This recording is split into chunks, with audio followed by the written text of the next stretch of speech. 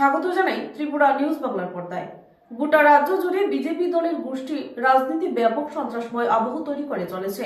চরিলামের প্রাক্তন এবং বর্তমান মণ্ডল সভাপতির গাজিয়াতে বিশাল করে রক্তারক্তি কাণ্ড, ব্যাপক প্রতিক্রিয়া। এবার দেখবেন বিস্তারিত। বিজেপির শাসিত রাজ্যের সাধারণ মানুষ এবার রীতিমতো আতঙ্কে দিন কাটাচ্ছে।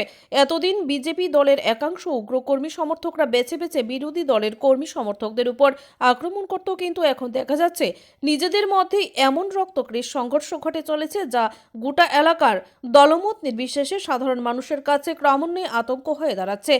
একই ঘটনা ঘটল এবার চরিলাম বিজেপি মণ্ডল এলাকাতে। প্রতিবেদনের শুরুতেই দাবি করা যায়, বর্তমান এবং প্রাক্তন মণ্ডল সভাপতির অনুগামীদের রক্তক্ষয়ী সংঘর্ষে উত্তপ্ত পরিস্থিতি চরিলাম এলাকাতে। ঘটনার বিবরণে প্রকাশ, গতকাল সন্ধ্যা রাতের কিছু পরে সিপাহীজলা চিড়িয়াখানার মূল ফটকের সামনে চরিলামের বিজেপি দলের বর্তমান মণ্ডল সভাপতি তাপস দেবনাথের একাংশ অনুগামীদের সাথে প্রাক্তন মণ্ডল সভাপতি রাজকুমার দেবনাথের অনুগামীদের সংঘর্ষ হয়। অভিযোগ, বর্তমানের অনুগামীদের আক্রমণে প্রাক্তনের একাধিক অনুগামী গুরুতরভাবে আক্রান্ত এবং আহত হয়েছে। যদিও আহতদের উদ্ধার করে বিশালগড় হাসপাতালে নিয়ে আসা হয়েছে। এদিকে এই বিষয়ে আক্রান্ত একান্ত মজুমদার নামে বিজেপি কর্মী দাবি করেন, উনাকে বর্তমান মণ্ডল সভাপতি কিছু অনুগামীরা আক্রমণ করার পাশাপাশি ওনার গলায় থাকা স্বর্ণের চেইন ছিনিয়ে নিয়ে যায়। গোটা বিষয়ে শ্রী মজুমদার থানায় লিখিত অভিযোগের পথে হাঁটছেন, এমনটাই দাবি করেছেন। স্বাভাবিকভাবেই এই ঘটনা ব্যাপক চাঞ্চল্য তৈরি করেছে। এইভাবে গোষ্ঠী রাজনীতির প্রভাব জনজীবনে মিশ্র প্রতিক্রিয়া যে তৈরি করছে, এতে কিন্তু সন্দেহের কোনো অবকাশ নেই। Bureau report, Tripura news Bangla. আইসি আওয়ার পরে আমি আমি স্কুটিটা থামাই সাগাইতেছি, এমন টাইমে রাজেশ দেবনাথ আর খোকন দেবনাথ কইয়া তারা আয়া আমার উপরে বিরাজানি কইতাছে আমি এখানে কী করতে আছি, এগুলোতে বাগদাম। তারপরে আমার গলা চিপ দিয়ে ধরছে। তারপরে চিপ দেওয়ার পরে এগুলো আমার পেছনতে 2-3টা লাথি মারছে। মারার পরে কইতেছে এগুলোতে বাঘ নাইলে মেরালাম, তার মাটির ফলে আমার মারছে। তারপর আমার গলার মধ্যে একটা চেইন আসলো, চেইনটা পর্যন্ত তারা নিয়ে গেছে। রাজেশ দেবনাথ, খোকন দেবনাথ কে?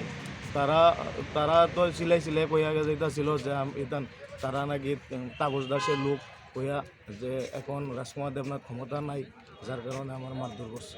তোমার নাম কি? আমার নাম একান্ত মজুমদার। কোনখানে বাড়ি তোমার? আমার দজপুর আমতলি। তারা কয়জন আসলো? তারা 5-6 জন আসলো। তার মধ্যে 2 জনরে আমি চিহ্নিত করছি, বাকিরা আমি চিনি। খোকন দেবনাথ আর রাজেশ যে দেবনাথ আছে, তারা 2 জনে আমার মারধর করছে। তারা হাতে কিছু আসলো না? তারা হাতেও তো লাঠি টাঠি আসলো, লাঠি টাঠি দিয়ে পেছন দিয়ে 4-5 জনে মারছে, আর তারা আমার সামনের দিকে মারছে। লাস্টে আমার গলার চেনটা নিয়ে গেছে নিয়ে। কোন জায়গায় ঘটনাটা কি এর লেগে হইতে পারে, কি কারণে? এটা তারা তো ছিলে কইতেছে যে রাজকুমার দেবনাথ ক্ষমতায় নাই, পারলে রাজকুমার দেবনাথের পাশে তো তুই এখানে কী করস, ও তো মেরালাম, এমন ধরনের কথাবার্তা তারা কয়ে গেছে। তুমি কি অন্য অভিযোগ করবা? হ্যাঁ, এখন আমি লিখিত অভিযোগ জানাবো আর মেডিকেল করাবো। ঘটনাটা কোন জায়গায় হয়েছে? ঘটনাটা সিপাহীজলা ফার্স্ট গেট পিকনিক স্পটের সামনে। তোমরা কয়জন ইনজুর্ড হইছো? আমার যখন মারতে আসলো তখন আরেকজন লোক আমার বাসায় তো আসছিল, তো তার হেরও প্রচণ্ড পরিমাণে মারধর করছে তারা। নাম কি? হের নাম মনে হয় বিপ্লব কইয়া, ছেলেটা আমার পরিচিত। বাসায় যাওয়ার পরে আমার প্রচণ্ডভাবে মারধর করছে। হে কই আছে?